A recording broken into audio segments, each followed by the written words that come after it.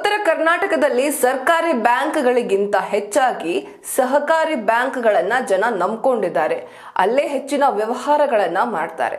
ಇದೀಗ ಸಹಕಾರಿ ಬ್ಯಾಂಕ್ ಉದ್ಯೋಗಕ್ಕೆ ಅಥವಾ ಖಾಲಿ ಇರುವ ಜಾಗಗಳಿಗೆ ಹುದ್ದೆಗಳಿಗೆ ನೇಮಕ ಮಾಡ್ಕೋಬೇಕಾದ್ರೆ ಎಕ್ಸಾಮ್ ಅನ್ನ ಕಂಡಕ್ಟ್ ಮಾಡಲಾಗಿತ್ತು.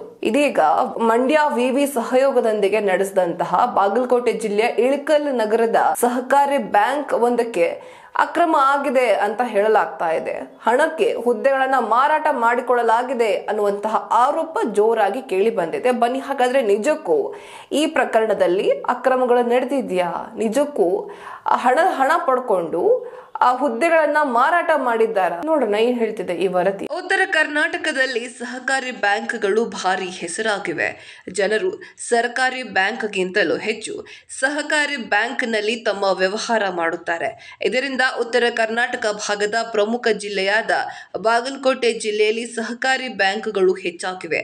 ಆದರೆ ಬಾಗಲಕೋಟೆ ಜಿಲ್ಲೆಯ ಇಳಕಲ್ ನಗರದ ಒಂದು ಸಹಕಾರಿ ಬ್ಯಾಂಕ್ ವಿವಿಧ ಹುದ್ದೆಗಳಲ್ಲಿ ಅಕ್ರಮ ನೇಮಕಾತಿ ಆರೋಪಕ್ಕೆ ಗುರಿಯಾಗಿದೆ. ಇನ್ನು ಇಳಕಲ್ ಕೋಆಪರೇಟಿವ್ ಬ್ಯಾಂಕ್ ಲಿಮಿಟೆಡ್ನಲ್ಲಿ 15 ಹಿರಿಯ ಸಹಾಯಕ ಹಾಗೂ 2 ಜವಾನ್ ಹುದ್ದೆಗಳಿಗೆ ನಡೆದ ನೇಮಕಾತಿಯಲ್ಲಿ ಅಕ್ರಮ ನಡೆದಿದೆ ಎಂಬ ಆರೋಪ ಪ್ರಬಲವಾಗಿದೆ. ಇದಕ್ಕೆ ಸಾಕ್ಷಿ ಎಂದರೆ ಹುದ್ದೆಗೆ ನೇಮಕ ಆಗುವ ಅಭ್ಯರ್ಥಿಗಳ ಹೆಸರನ್ನ ಮೊದಲೇ ಓರ್ವ ವ್ಯಕ್ತಿ ಬಹಿರಂಗಪಡಿಸಿರುವ ವಿಚಾರ. ಹೌದು, ಇಳಕಲ್ ಕೋಆಪರೇಟಿವ್ ಬ್ಯಾಂಕ್ನಲ್ಲಿ 17 ಹುದ್ದೆಗಳಿಗೆ 19/1/2023 ಪರೀಕ್ಷೆ ನಡೆಸಲಾಗಿದೆ.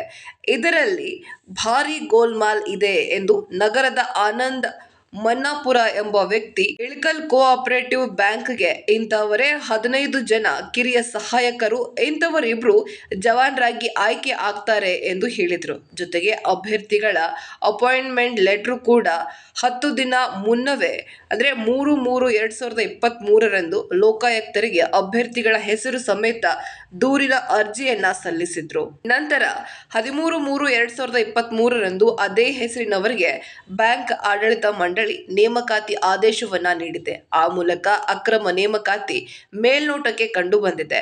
ಇಲ್ಲಿ ಬ್ಯಾಂಕ್ ಹುದ್ದೆಗೆ ಬರೋಬ್ಬರಿ 800 ಜನ ಅರ್ಜಿ ಹಾಕಿದ್ರು ಎಂಬ ಮಾಹಿತಿ ಇದೆ. ಅರ್ಜಿ ಹಾಕುವ ವೇಳೆ ಒಬ್ಬ ಅಭ್ಯರ್ಥಿಯಿಂದ ₹1000 ಹಣ ಪಡೆಯಲಾಗಿದೆ ಎನ್ನಲಾಗಿದೆ. ಇನ್ನು ಈ ಪರೀಕ್ಷೆಯನ್ನ ಮಂಡ್ಯ ವಿವಿ ಸಹಯೋಗದಲ್ಲಿ ನಡೆಸಲಾಗಿದೆ. ಅರ್ಜಿ ಹಾಕಿದವರಲ್ಲಿ 400ರಿಂದ 500 ಜನ ಪರೀಕ್ಷೆ ಬರೆದಿದ್ದು ಪರೀಕ್ಷಾ ಫಲಿತಾಂಶ ಪಟ್ಟಿಯನ್ನೇ ಪ್ರಕಟ ಮಾಡಿಲ್ಲ ಎಂದು ಆರೋಪಿಸಲಾಗಿದೆ. ಇನ್ನು ಫಲಿತಾಂಶ ಲಿಸ್ಟ್ ಹಾಕದೆ ನೇರವಾಗಿ 17 ಜನ ಅಭ್ಯರ್ಥಿಗಳಿಗೆ ನೇಮಕಾತಿ ಆದೇಶ ನೀಡಲಾಗಿದೆ ಎಂದು ಆರೋಪ ಕೇಳಿ ಬಂದಿದೆ. ಇದರಲ್ಲಿ ಕಾರ್ಖಾನೆ ಆಡಳಿತ ಮಂಡಳಿ ಅಕ್ರಮ ನಡೆಸಿದೆ. ಒಬ್ಬ ಅಭ್ಯರ್ಥಿಯಿಂದ ಕನಿಷ್ಠ 30ರಿಂದ 40 ಲಕ್ಷ ಹಣ ಪಡೆದು ಹುದ್ದೆಯನ್ನ ಮಾರಿಕೊಳ್ಳಲಾಗಿದೆ. ಅದರಲ್ಲಿ ಮಂಡ್ಯ ವಿವಿ ಪಾತ್ರವೂ ಇದೆ ಅಂತ ಆನಂದ್ ಮನ್ನಾಪುರ್ ಆರೋಪ ಮಾಡಿದ್ದಾರೆ. ಇನ್ನು ಈ ಬಗ್ಗೆ ಲೋಕಾಯುಕ್ತರಿಗೆ ದೂರು ಅರ್ಜಿ ಸಲ್ಲಿಸಿದ್ದಾರೆ. ಜೊತೆಗೆ ಇಳಕಲ್ ಪೊಲೀಸ್ ಠಾಣೆಯಲ್ಲಿ ಕೂಡ ಬ್ಯಾಂಕ್ ಅಧ್ಯಕ್ಷರು ಸೇರಿದಂತೆ ಆಡಳಿತ ಮಂಡಳಿಯ 18 ಜನ ನಿರ್ದೇಶಕರು, ಸಿಇಒ ಚಂದ್ರಶೇಖರ್, ಮಂಡ್ಯ ವಿವಿ ಹೆಸರನ್ನ ಎಫ್ಐಆರ್ ನಲ್ಲಿ ಉಲ್ಲೇಖಿಸಲಾಗಿದೆ. ಇನ್ನು ಎಫ್ಐಆರ್ 24/11/2023 ಆಗಿದ್ದು ಅವರನ್ನ ಇಳಕಲ್ ಠಾಣೆ ಪೊಲೀಸರು ಬಂಧಿಸುವ ಕಾರ್ಯ ಮಾಡಿಲ್ಲ.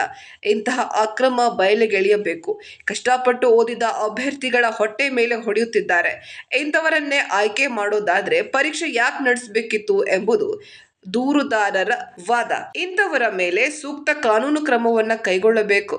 ಇನ್ನುಳಿದ ಅಭ್ಯರ್ಥಿಗಳಿಗೆ ನ್ಯಾಯ ಒದಗಿಸಿಕೊಡಬೇಕು. ಇಲ್ಲದಿದ್ರೆ ನಾನು ಮೇಲೆ ಹೈಕೋರ್ಟ್ ವರೆಗೂ ಹೋಗ್ತೇನೆ, ಸಹಕಾರಿ ಸಚಿವರವರೆಗೂ ಹೋಗ್ತೇನೆ ಅಂತ ಎಚ್ಚರಿಕೆಯನ್ನ ನೀಡಿದ್ದಾರೆ.